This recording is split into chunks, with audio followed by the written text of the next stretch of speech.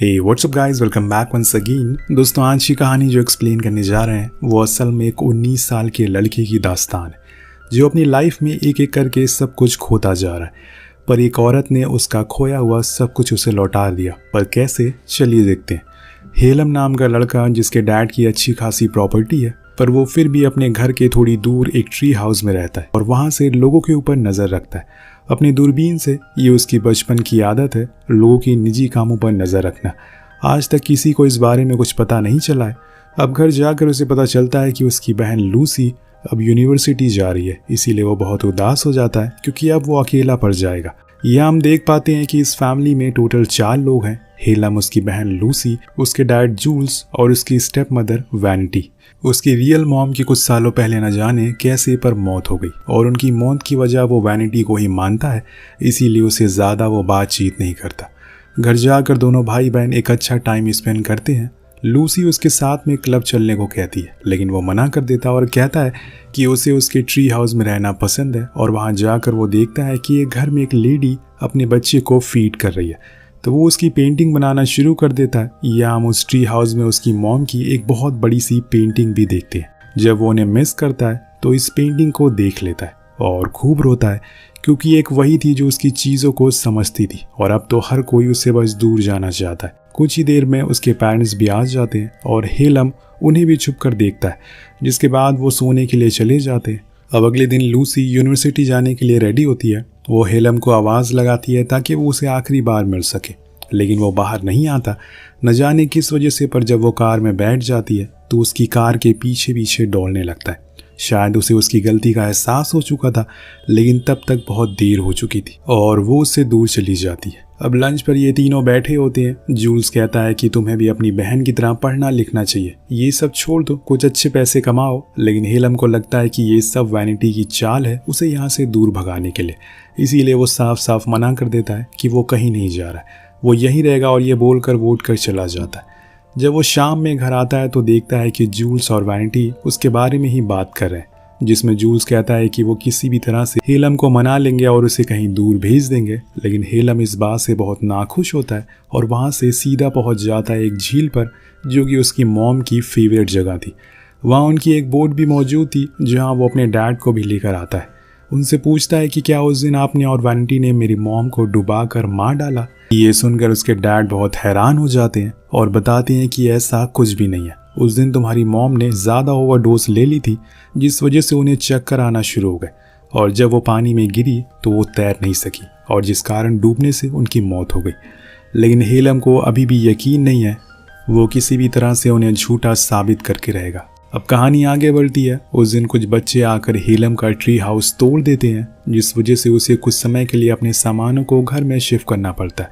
उसी दौरान उसकी एक डायरी वैनिटी के हाथ लग जाती है, जिसमें वो सब कुछ लिखता है जब वो लोगों पर नज़र रखते हैं, और वो लोग क्या क्या करते हैं इसमें सब कुछ पर्सनल बातें लिखी होती है। ये सब पढ़कर वैनिटी समझ जाती है कि वो क्या महसूस करता है, इसीलिए जब उसका वो ट्री हाउस फिर से बन जाता है तो एक दिन वो उसके हाउस में जाती है, उस किताब को पढ़ना शुरू कर देती है। वो कुछ ऐसी चीज़ें बोलती है जो कि हेलम की मॉम से रिलेटेड थी, जिस चीज़ की वजह से उसे गुस्सा आ जाता और वो कहता है कि मैं जानता हूँ कि तुमने ही मेरी मॉम को कॉफ़ी में नशे की गोलियां मिलाई थी, जिससे वो तैर नहीं पाई। ये बोलकर वो उसका गला दबाना शुरू कर देता है। लेकिन दोस्तों, वैनिटी एक चालाक औरत थी, उसे अच्छे से पता था कि हेलम के दिमाग में क्या चल रहा है। वो उसके करीब आ जाती है और दोनों इंटीमेट हो जाते हैं, जिसके बाद वैनिटी उसे ब्लैकमेल करती है कि जितनी जल्दी हो सके यहाँ से दूर चले जाओ और खुद का कुछ बनाओ, वरना इसके बारे में मैं सब कुछ बता दूंगी। अब हेलम के पास कुछ चॉइस नहीं थी, इसीलिए वो अगले दिन बिना किसी को कुछ बताए वहाँ से ईडनबर्ग के लिए निकल जाता है, जो कि एक दूसरा शहर है। वहाँ जाकर जब वो घर के रेंट्स के लिए पैसे निकालता है तो देखता है कि उसके अकाउंट में तो एक भी पैसा नहीं है, सब कुछ खाली हो चुका है। इसीलिए उसे मजबूरन एक बिल्डिंग की टेरेस पर रात गुजारनी पड़ती है, जो कि बहुत ही गंदी थी। अब बीच रात में उसके मुंह पर चूहे दौड़ रहे थे। जैसे तैसे सुबह हो जाती है और आज की सुबह हेलम के लिए एक नया संदेश लेकर आती है। जब वो नीचे उतरता है तो उसे एक औरत दिखती है, जिसे देखकर उसके मुंह से सबसे पहला शब्द निकलता है मॉम। क्योंकि वो औरत बिल्कुल उसकी माँ की तरह दिखाई दे रही थी, इसीलिए वो उसका पीछा करने लगता और पहुंच जाता है एक होटल में, जहाँ पर वो HR की पोस्ट पर काम करती थी और उसका नाम था केट। हेलम होटल के अंदर जाता और बस उसे ही देखता रहता है। केट भी उसे देख लेती है और अंदर आने को कहती है। वो बताता है कि उसे जॉब की तलाश है, वो इस शहर में नया है। अब यहाँ केट दिल की बहुत ही अच्छी थी, इसीलिए वो किचन में एक प्लेट वॉशर की नौकरी पर उसे रख लेती है और उसे वहाँ ले जाकर सब कुछ समझा देती है कि कैसे क्या करना है। वहाँ हेलम की मुलाकात रेमंड नाम के एक आदमी से होती है जो उसका उस प्लेट वॉशर में सीनियर था। वो उसे कुछ रूल्स बताता और कहता है कि यहाँ वो पिछले 25 सालों से काम कर रहा है, पर उसे इस काम से सख्त नफरत है। अगर उसे काम करना उसके मुताबिक करना होगा। अब हेलम उसकी हाँ में हामी भरता और फिर उस दिन का काम खत्म करके उसी होटल के बाहर बैठ जाता है।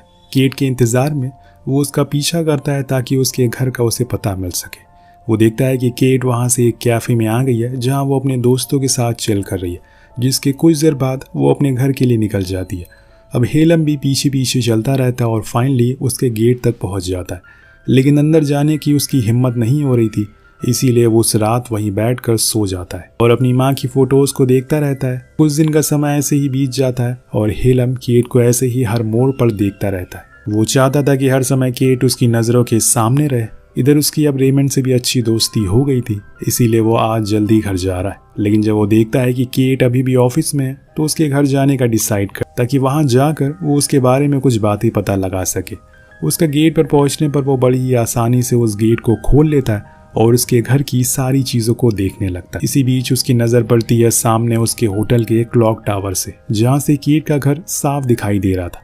अब उसे एक सेफ जगह मिल गई थी। वो सोचता है कि अगर वो वहीं पर सोने का इंतज़ाम बना ले तो वो हर समय केट पर नज़र रख सकता है। तभी अचानक से केट घर पर आ जाती है। वो फ़ौरन उसी खिड़की से बाहर आ जाता है और लटक जाता है। अगर वो नीचे गिरा तो मारा जाएगा, इसीलिए हेलम पूरी रात उसी खिड़की पर रहता है और केट क्या क्या कर रही है सब कुछ देखता रहता है। जब वो सो जाती है तो वो उसे भी देखते देखते सो जाता है। नेक्स्ट डे जब वो अपने काम पर होता है तो वहाँ पर केट आती है और उसे काम करते हुए देखकर बहुत खुश होती है। हेलम उससे काफ़ी अच्छे से बात करता है और बताता है कि उसे काफ़ी मज़ा आ रहा है यहाँ। उसके एक्सप्रेशन को देखकर केट बहुत खुश होती है और हंसने लगती है। अब कुछ देर बाद वो रेमंड से ब्रेक लेकर ऊपर क्लॉक टावर में जाता है। यहाँ उसका पहली बार था, इसीलिए वो बहुत ही सतर्क रहता है और एक जगह से केट के घर को देखता है। उसे अंदाज़ा हो गया था कि यही सही जगह है, इसीलिए वो वापस आ जाता है। पर नीचे उतरते टाइम उसे एलिस नाम का एक बंदा देख लेता है जो कि होटल का मैनेजर था। वो उसे पूछता है कि तुम वहाँ क्या करने गए थे, तो हेलम उसे झूठ बोलता है। एलिस उसे वार्न करता है कि आइंदा मत जाना, वो सिर्फ स्टाफ वालों के लिए ना कि तुम्हारे लिए। लेकिन हेलम कहाँ मानने वालों में से था। जब होटल बंद होने वाला होता है तो वो अपने सोने का सामान लेकर उसी क्लॉक टावर पर चढ़ जाता है और केट के घर को देखना शुरू कर देता है। कुछ देर बाद वहाँ कोई आता है जो कोई और नहीं बल्कि एलिस ही था। ये देखकर हेलम फौरन नीचे आता है और केट के घर की छत पर चढ़ जाता है, जहाँ की खिड़की से वो उसे इंटीमेट होते हुए देखता है और वो भी एलिस के साथ। दोनों की बातों से पता चलता है कि एलिस शादीशुदा है, जो बात केट को पसंद नहीं है। हेलम को बहुत बुरा लगता है। वो पूरी रात बस रोता रहता है। न जाने किस बात का उसे गम था, ये बात उसे खुद भी समझ नहीं आ रही थी।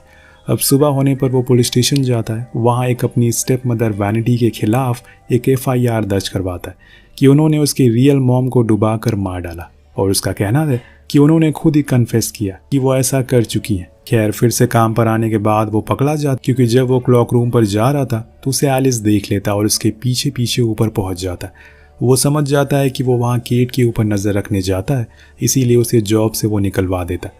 पर हेलम कहता है कि उसे उस अफेयर के बारे में पता है जिसकी जानकारी किसी को नहीं है। लेकिन एलिस उसकी बातों का मजाक में लेता है और धक्का मार कर बाहर कर देता है। पर जब उस दिन एलिस अब तो वहाँ पहले से हेलम मौजूद था, उसकी वाइफ और उसकी बेटी के साथ। जिस चीज़ को देखकर उसे इस चीज़ को देखकर वो थोड़ा डर जाता है और इस बात को सीक्रेट रखने को कहता है। वहीं हेलम को भी उसकी नौकरी वापस मिल जाती है। वो अपने काम पर वापस आ जाता है। दूसरे दिन की सुबह जब केट उसे अपने पास बुलाकर बताती है कि फ्रंट डेस्क की जॉब की वैकेंसी निकली है, अगर उसे अप्लाई करना है तो वो कर सकता है, उसमें उसे अच्छी सैलरी और यूनिफॉर्म दोनों मिलेगी। हेलम उसकी बात मान लेता है और अप्लाई कर देता है, जिसके कुछ दिन बाद उसे वो जॉब मिल जाती है। ये जॉब पहले वाले से काफ़ी अच्छी थी। अब उस रात एलिस फिर से क्लॉक टावर जाता है। वहाँ से देखता है कि हेलम केट को उसकी खिड़की से देख रहा है, इसीलिए वो उसके घर पहुँच जाता है और उसे जलाने के लिए वो उसके सामने ही इंटीमेट होने लगता है, जो बात हेलम को बहुत बुरी लगती है। इसीलिए वो वापस आ जाता है और खूब रोता है। तो दोस्तों आज उसका जन्मदिन भी है, इसीलिए वो अपनी माँ की वो चिट्ठी को पढ़कर रोने लगता है जो उन्होंने उसे आखिरी बार लिखी थी। उसमें लिखा था, happy birthday darling, with all my love. उसके हर एक शब्द को वो महसूस हो रहा था उसके जन्मदिन पर अगले दिन हेलम का मूड सही नहीं होता क्योंकि आज वो अपनी माँ को बहुत मिस कर रहा है। तभी वहाँ केट आ जाती है और उसे जन्मदिन की मुबारकबाद देती है, जो सुनकर हेलम के चेहरे पर स्माइल आ जाती। और एंडी ने एक पार्टी भी उसके लिए ऑर्गेनाइज करी है क्योंकि अब वो पूरे 18 साल का हो गया। अब तीनों ही साथ में ड्रिंक करते हैं और खूब मस्ती भी करते हैं। यहाँ एंडी इतना ज़्यादा पी लेता है कि वो हेलम के सामने एलिस और केट के अफेयर के बारे में बता देता है, जो सुनकर केट शर्मसार हो जाती है लेकिन कुछ कहती नहीं है। अब यहाँ एंडी और भी कुछ बताना चाह रहा था लेकिन फिर हेलम उसे घर जाने को कह देता है। उसके जाने के बाद दोनों साथ में ड्रिंक करते हैं। हेलम अपने घर के बारे में उसे बताता है और बातों ही बातों में वो इतनी ज़्यादा पी लेते हैं कि उन्हें पता ही नहीं चलता कि केट हेलम को अपने घर ले आई है। वहाँ उसके साथ वो अजीब अजीब हरकतें करना शुरू कर देती है लेकिन हेलम रुक जाता है और कहता है कि हमें सो जाना चाहिए। वो दोनों साथ में सोते हैं लेकिन दूर दूर। तब हेलम ऊपर खिड़की में देखता है और सोचता है कि कल वो इसी खिड़की से उसे देख रहा था और आज वो उसके साथ है। अब नेक्स्ट डे वो पूरे कॉन्फिडेंट के साथ जाता है और केट के सामने और उससे डेट के लिए पूछता है, लेकिन वो ये कहकर मना कर देती है कि जो भी कुछ कल हुआ वो बस एक गलती है, बस वो नशे में थी इसीलिए ऐसा हुआ, इसलिए उसे जल्दी उसे भूल जाना चाहिए। तो हेलम समझ जाता और अपने काम पर वापस लौट आता है, लेकिन कहीं ना कहीं उसके दिमाग में वही सब चल रहा था कि तभी एंडी को एक कॉल आती है जिसमें रूम नंबर 456 में एक लेडी हेलम को बुला रही थी। वो उसे उनका नाम पूछता है पर कोई जवाब नहीं आता। हेलम भी हैरान था कि आखिर वो कौन है, इसीलिए वो उसे मिलने के लिए जाता और वहाँ जाकर देखता है कि वो कोई और नहीं बल्कि केट ही थी। वो उससे कहती है कि उसने ही उसे यहाँ पर बुलाया है और जो भी कुछ कल रात हुआ उसे अच्छा लगा, उसे वो अच्छा लगा। ये बोलकर दोनों करीब आ जाते हैं। केट को हेलम का साथ पसंद आने लगा था, वहीं हेलम भी अब बहुत खुश था, उसे जो इंसान चाहिए था वो उसके करीब है। अब एक दिन वो एलिस को केट के घर देखता है। उन दोनों की किसी बात को लेकर बहस हो गई थी, इसीलिए दोनों आपस में काफ़ी चिल्ला रहे थे और फिर घर के अंदर चले जाते हैं जहाँ पर एलिस उसके साथ ज़बरदस्ती करने लगता है, जो चीज़ हेलम को पसंद नहीं आती और इसीलिए वो उनके बीच में आ जाता है। पर एलिस उसे एक पंच मार कर गिरा देता है। यह एलिस उसे हेलम के बारे में बता देता है कि वो उसे छुप छुप कर देखता रहता है। केट उसे उसकी वजह पूछती है तो वो बताता है कि वो उसकी माँ की तरह दिखती है, इसीलिए उसने ऐसा किया। ये सुनकर वो हैरान थी और बहुत गुस्से में आ जाती है और बिना समय गंवाए उसे जॉब से निकलवा देती है। लेकिन अगले दिन वो उसी होटल के बाहर बैठा रहता है। जब केट आती है तो उसे माफ़ी मांगता है और कहता है कि आगे से ऐसा कुछ भी नहीं होगा। केट भी उसके मासूम चेहरे की वजह से मान जाती है, लेकिन उस रात वो उसे पनिश करके नेकेड करके कहती है कि तुम्हें ऐसे ही अपनी पूरी कहानी बतानी पड़ेगी।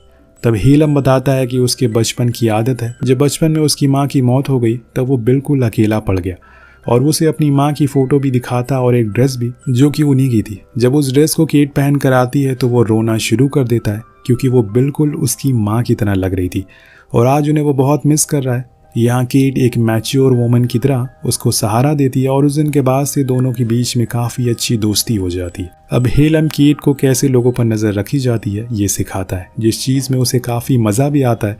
वो आज बहुत खुश है, शायद अपनी माँ के जाने के बाद वो पहली बार इतना हंस रहा है सिर्फ केट की वजह से।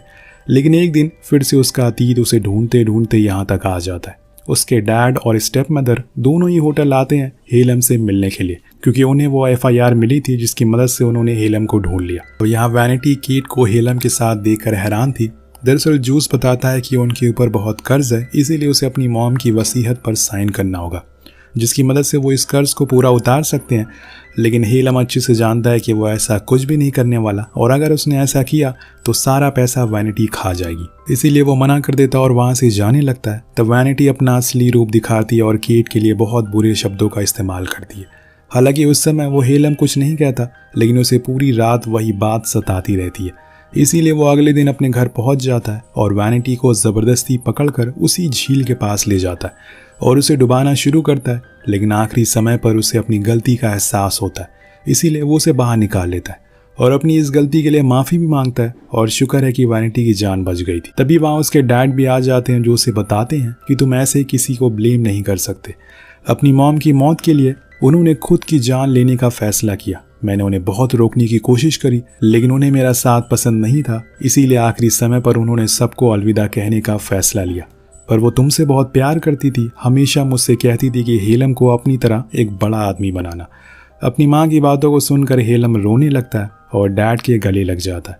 कुछ दिन बाद वो वापस केट के घर आता है और उसके साथ में रहने को कहता है, तो वो कहती है कि मैं किसी भी रिश्ते को सही से निभा नहीं पाती हूँ, बहुत कमज़ोर हूँ मैं इन सब चीज़ों में, और इसीलिए तुम मुझसे 6 साल बाद मिलना। जब तुम बड़े हो जाओगे तो हेलम धीमी से आवाज़ में पूछता है कि क्या तुम तब भी इतनी खूबसूरत रहोगी। वो स्माइल करने लगती है, जिसके बाद हम हेलम को बाहर सड़कों पर घूमते हुए देखते हैं। वो आज बहुत खुश है, हालांकि उसे तो उदास होना चाहिए था, लेकिन कभी कभी दूर जाने का नाम ही जिंदगी है। अगर आपको सब कुछ मिल जाएगा जिंदगी में तो आरज़ू किसकी करोगे। कुछ अधूरी ख्वाहिशें जिंदगी जीने का मजा देती हैं। इसी दृश्य के साथ यही कहानी का यहीं पर अंत हो जाता है। वेल, आपको कहानी कैसे लगी नीचे कमेंट करके जरूर बताएगा। मिलते हैं अगले वीडियो में। Peace out.